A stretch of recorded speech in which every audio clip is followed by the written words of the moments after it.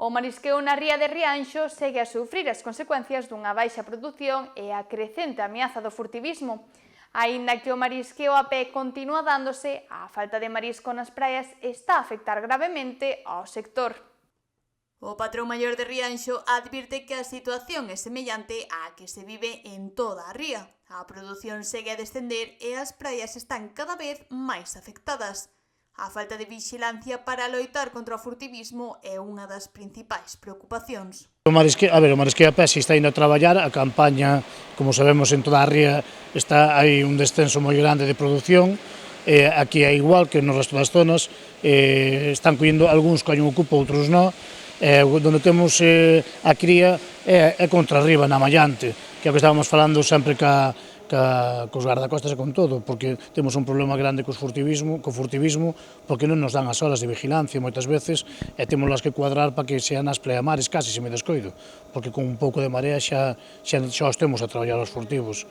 A falta de recursos tamén se está a facer notar, xa que as zonas de marisqueo continúan sen recuperar a súa produción habitual, mentres o sector pide medidas inmediatas. O que non pode ser é intentar pasar como se estamos pasando un pouquiño en tomar medidas concretas. Eu penso que o marisqueo ten que ter medidas concretas ya, non podemos esperar 2 anos a un estudio.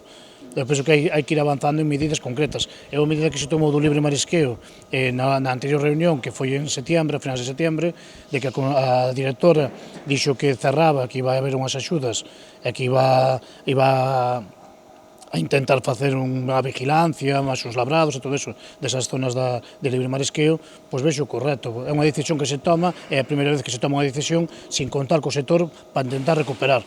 Os mariscadores tamén se queixan da xestión das zonas improductivas, que consideran que se están a usar indebidamente, empeorando aínda máis a situación. O sector tamén fai un chamamento á Consellería do Mar, que consideran a principal responsable na xestión dos recursos. Porque realmente non é que nós non seamos capaces, nin que hai que cambiar o sistema. O sistema está moi claro e daba. O problema é que non hai produción.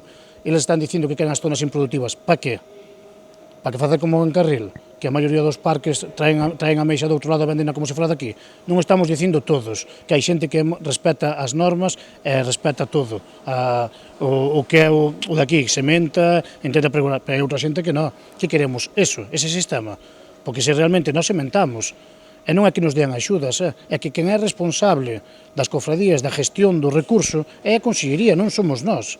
A recuperación e o futuro do marisqueo en Rianxo dependerán de que as medidas prometidas se fagan realidade canto antes.